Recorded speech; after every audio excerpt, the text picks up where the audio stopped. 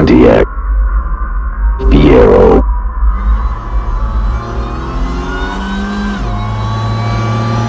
You got it, Pontiac. Alright, so now I'm going to show you how to remove an engine from a Pontiac Fiero. Now, the steps that I'm not going to show you that you'll need to do is, if your car has a working air conditioner, you need to get that Freon removed professionally. After that, you want to pull the fuse for your fuel pump and run the car, if it runs, until it won't run anymore. Get all that fuel out of your system.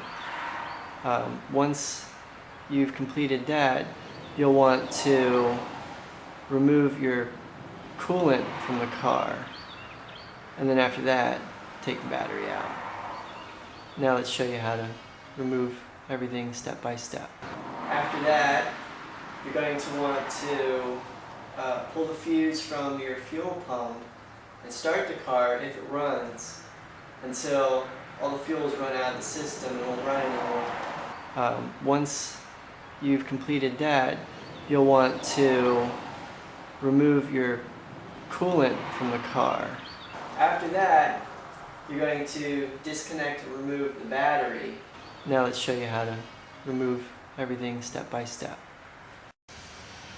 Alright, now the first step we're going to do is we're going to remove the deck lid. And to do that, we're going to use a 13mm socket. Alright, so you also have to remember to disconnect the harness for the deck lid, which is a plastic clip that's attached to it.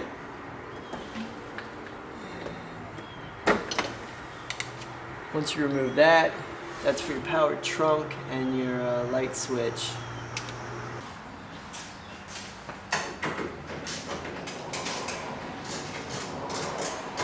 So there are 4 bolts, 2 on each side, and to actually remove the deck, you should have 2 people. In my case, I don't, so I have to make do on my own on this one. Alright, so you want to make sure you lift very carefully, not hit the glass.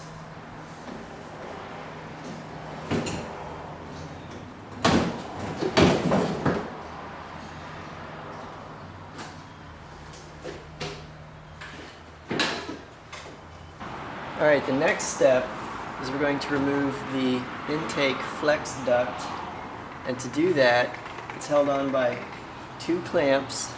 We're going to use a flathead screwdriver to remove that.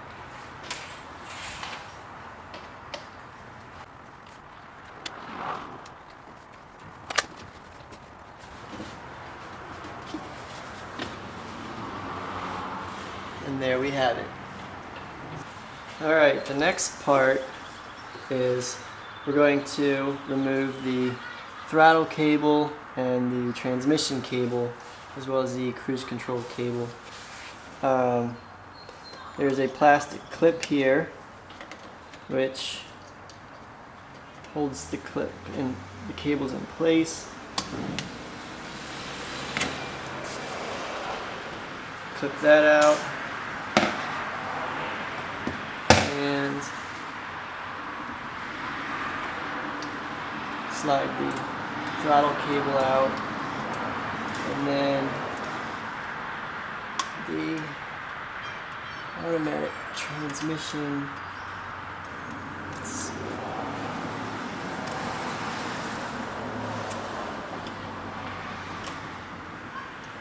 cable, slide that down and out. Alright, to remove the throttle, the cruise control cable, it's locked in. What we got to do first is we got to remove unclip the cable, which is just 2 tabs here.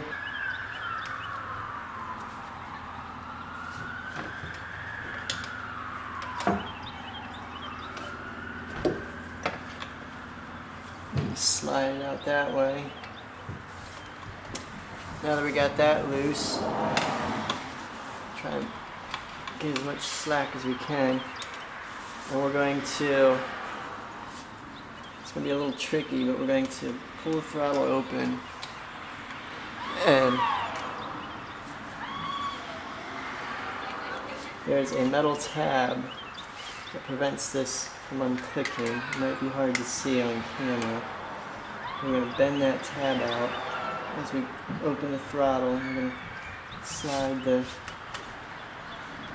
pin under it. And that removes the cruise control cable. Alright, now we're going to start removing hoses. We're going to start with this one. It uses a easy little clamp, slide out of the way. It may take a little bit of muscle to pop off some of these hoses, depending on how long it's been since they've been removed.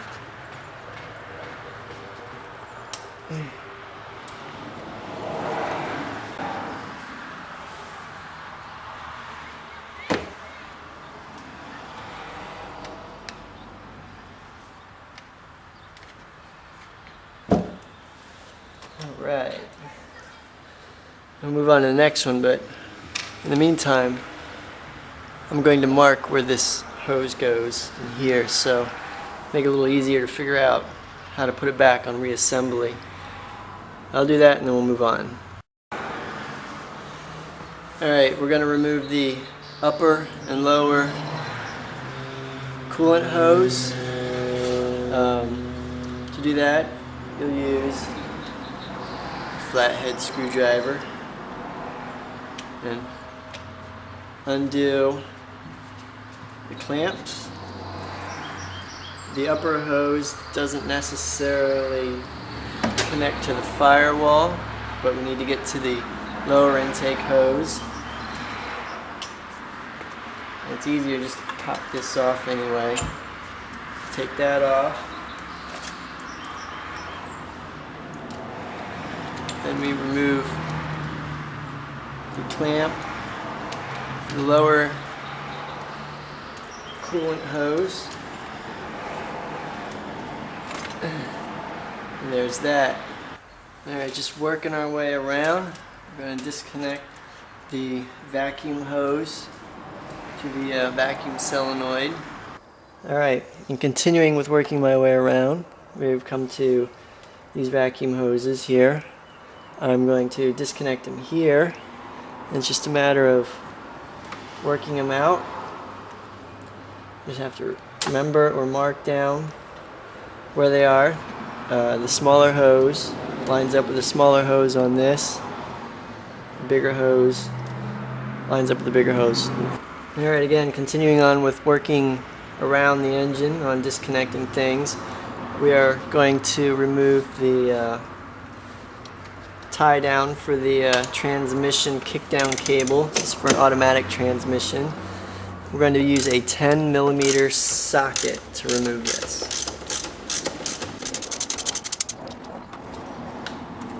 That's removed, and we're going to stick the bolt back in its place so we'll always know where it is. No need to store it anywhere or try and remember anything. It'll be right there. Alright, now we're going to remove the shifter select cable, which is this guy right here. And to do that, there's a clip holding it on, so we're going to use a flathead screwdriver. And we're basically going to pry up on that, which caused it to fall down. And then we're going to use the assistance of a flathead screwdriver. We're going to pop off the selector cable. Alright, now that we got the cable disconnected, we're going to push it through. And That's how you remove the automatic transmission cable. Now with the manual transmission, you'll just disconnect the shift select cables in a similar fashion. Alright, now we're going to remove the fuel lines. In order to do that, I'm going to use a 5/8 socket I found fit the best, and then for the larger socket, I don't have one large enough, so I'm going to use locking grips, which I've already got on there. These do take a little bit of oomph to loosen up, so be patient with it. I've already loosened mine up, so it's just a matter of undoing it. It takes a little bit of patience.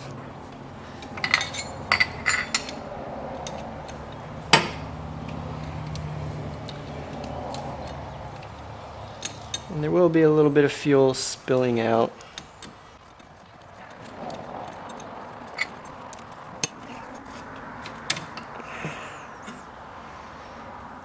There we go. A little bit of a mess.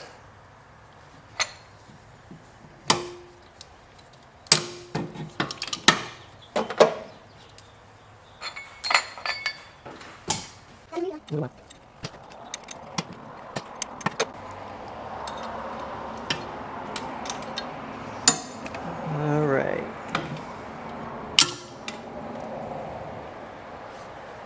Okay, now that we've disconnected everything on the top side of the engine, minus the dog bone and the wiring harness to the bulkhead, we're going to go ahead and jack up the car, remove the wheels, brake lines, e-brake, transmission cooler lines, do a final check, make sure that we have gotten everything disconnected, and then we'll go ahead and start dropping the engine out the bottom.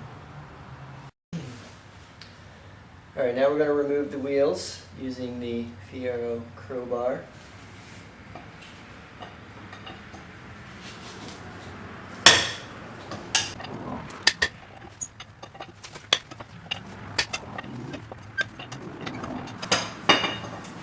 If you like things to go a little bit faster, invest in an impact wrench, make things go a little easier. It's a 19mm socket.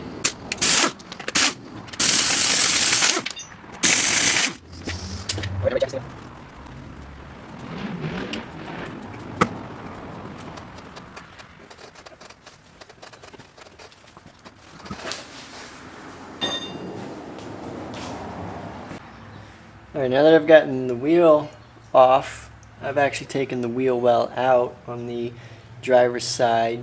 We're going to pull the transmission lines, transmission cooler lines. I've already undid the clamp, so it's just a matter of pulling it off. And I've got a hand to capture whatever fluids come out. There we go.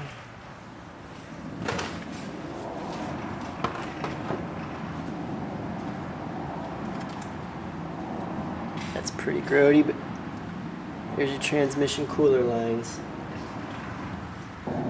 Alright, now we're going to remove the air conditioning lines, and to do that we're going to use a 15mm socket. There's only one bolt that holds them in. Just go ahead and pull that.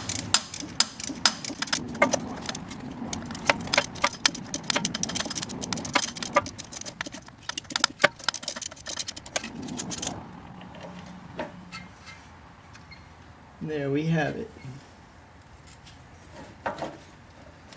Alright, now we got the lines out. The first chance we get, we want to go ahead and cover up the lines with something so dirt doesn't get in there. You can put tape over the ends of them. I'm going to put a sandwich bag over them, rubber band it down.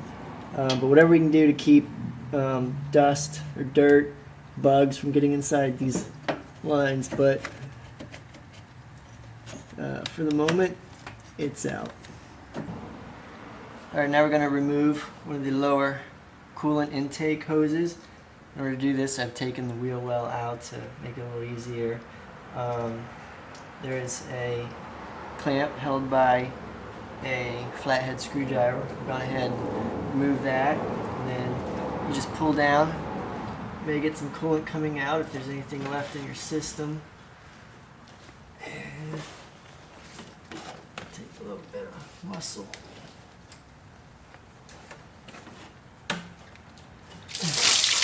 There we go. Just do the same for the other side. Alright, now we're going to remove the brake calipers and e-brake cable. And to do that, we're going to use a T50 Torx bit. Some cars that may have had their calipers replaced may use Allen bits, but in my case, we're going to be using a Torx. There's one on the top and one on the bottom. Pull that off, and then we use pliers to pull the e-brake cable out.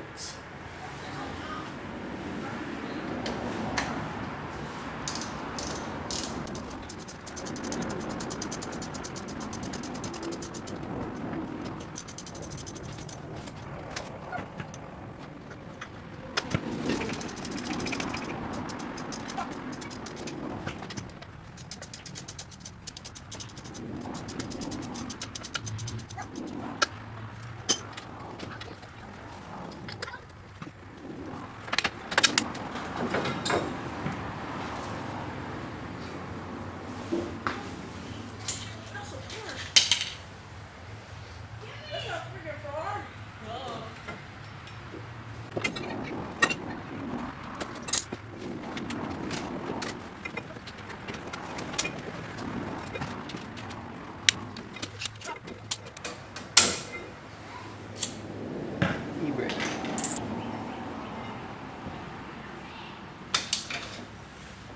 And there you have it. To get the e-brake cable disconnected from the caliper, I just use a flathead screwdriver, and I push in one prong, pull the caliper through, push in the next prong, twist the caliper to get that through, and then get the last prong, pop it out. Whatever works for you, but for me, that works. Takes a couple minutes, and that pops the caliper off. Now we're going to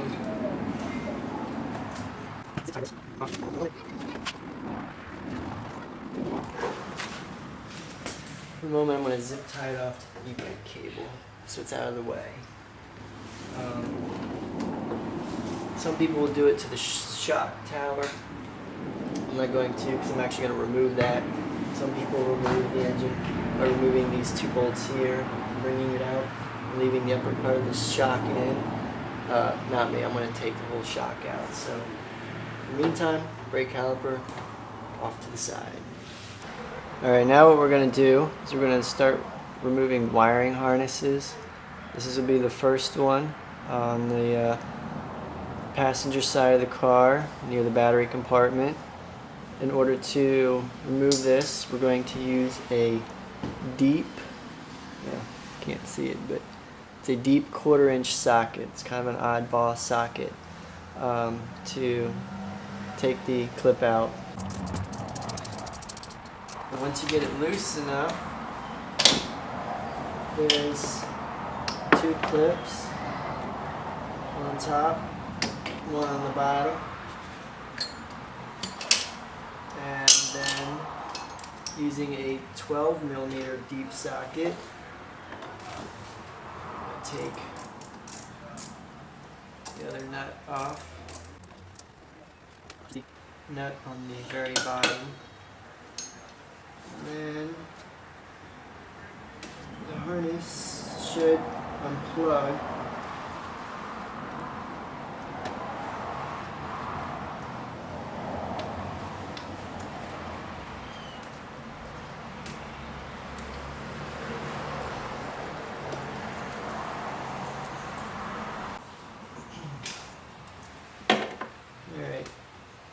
So we got this harness disconnected. We're going to pull the power wire from the lower terminal point, and this is the one that connects to the battery. And then we're going to use a 10mm socket to undo the top host. And once we get that off,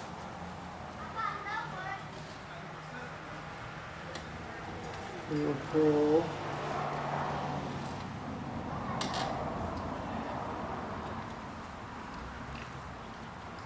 these double wires out from the top post, and then finally there is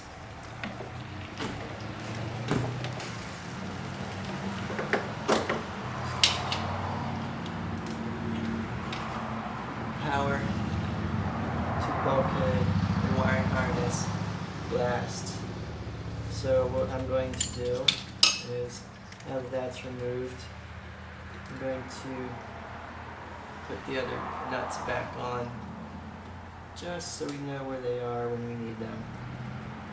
Alright, now what we're going to do is we're going to remove the harness through the firewall. And to do that, we've removed the center console.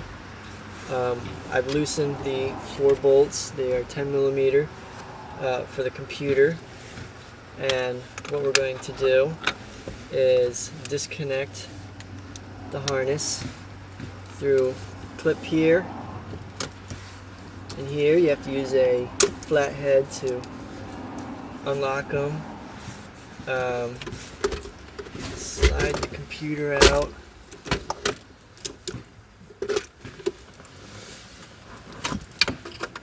Clip. Clip. Set that aside.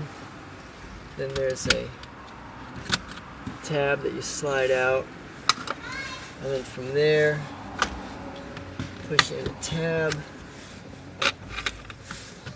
and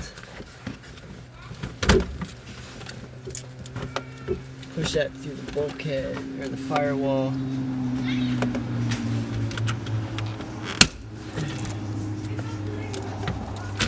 And there we have it. That is ready to come out. Then we'll pull the engine. We'll fish this through.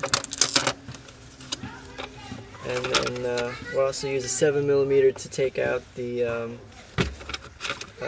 OBD1 plug. And that'll be it for the inside. Alright, now we're going to remove the grounding strap on this harness. It's a 10mm socket. And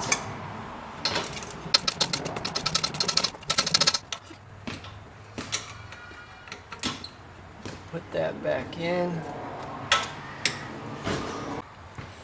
Alright, we've removed the top of the air box, taking the air filter out. And to finish this off, we're going to pull that harness, fish it through. Alright, we've removed the air box, and behind that are a couple of relays that are bolted to the firewall. So we're going to remove those. They are a 7mm. So we will go ahead and take those out.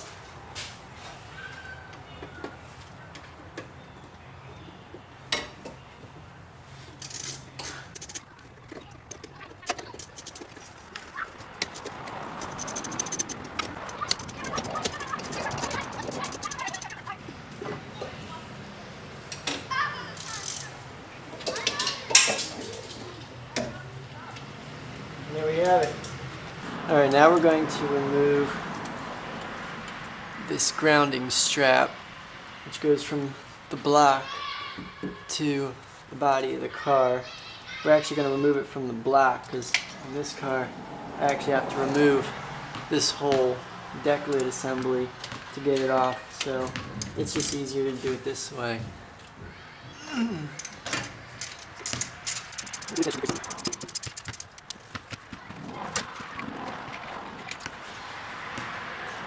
there we have it.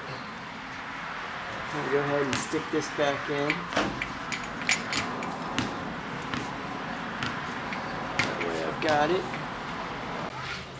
Alright, now we're going to loosen the strut towers. And to do that, there are 3 bolts, and they are using a 13mm to remove those.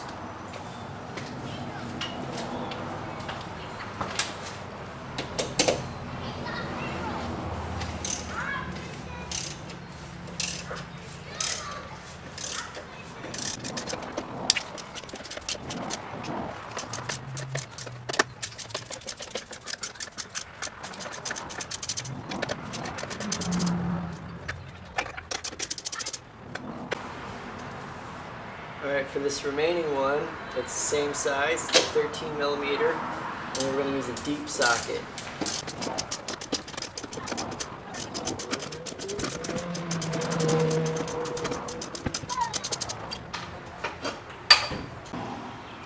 Alright, now that we've gotten everything disconnected, we're ready to remove the cradle bolts. Now, I've gone ahead and already hooked up my engine hoist. I've supported it on the engine, put a little tension on there. I've also removed the dog bone. Figured there's no point in videotaping that one. Simple 15mm for the bolt and the nut on either side.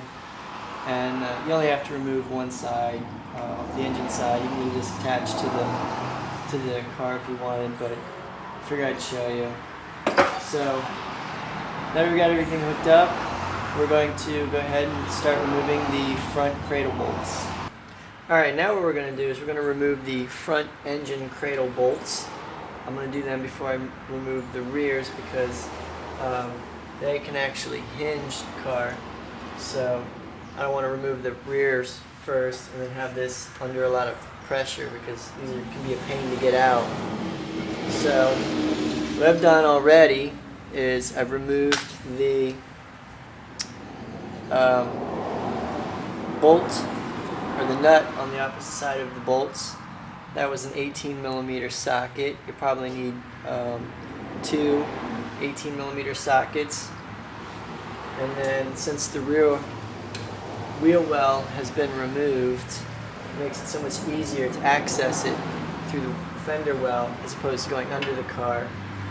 I've also put a floor jack in and put just enough pressure on the cradle to relieve the tension that you'll find on the bolts. It still will take a lot of effort to break the bolt free, but once you get it, it'll be a lot of cranking. I'm using a slight extension and an 18mm socket. So go ahead and remove that. I've already broken it loose. It'll take a lot of cranking to get this out.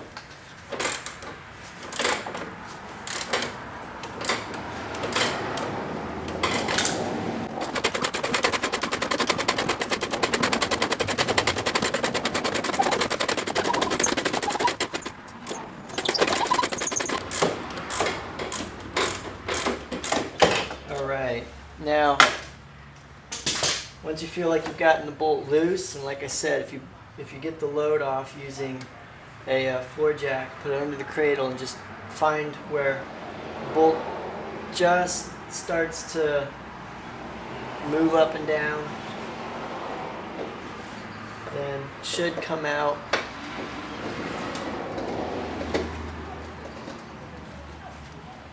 Maybe with a little bit of persuasion, but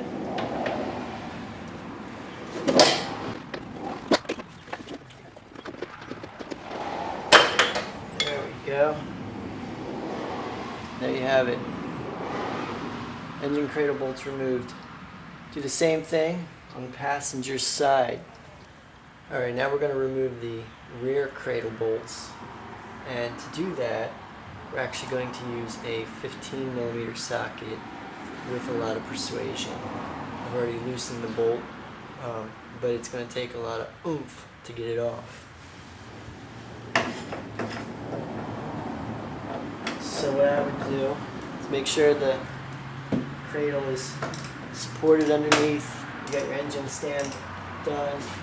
And I would just really ratchet this thing until it comes loose.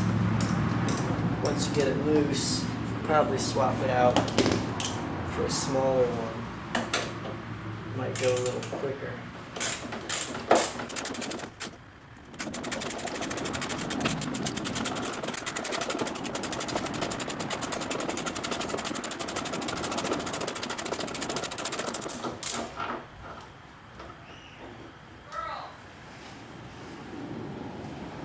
And there you have it. It's your cradle bolt. Just do the same for the other side. And like I said, make sure the bottom of the engine is supported so it doesn't fall on you or put any extra load on the bolts as you're trying to unscrew them.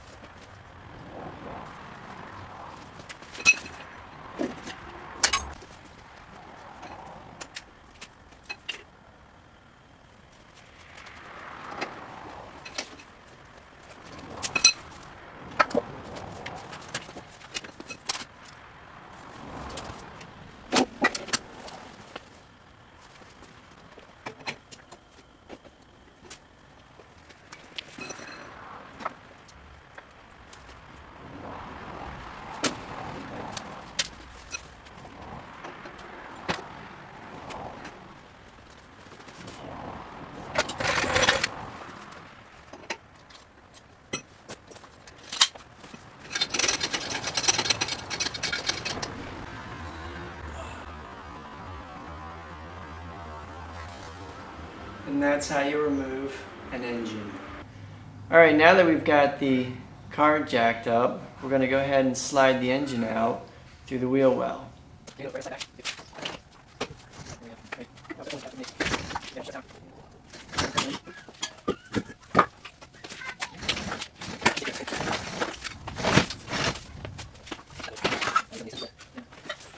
And that's how you remove the engine.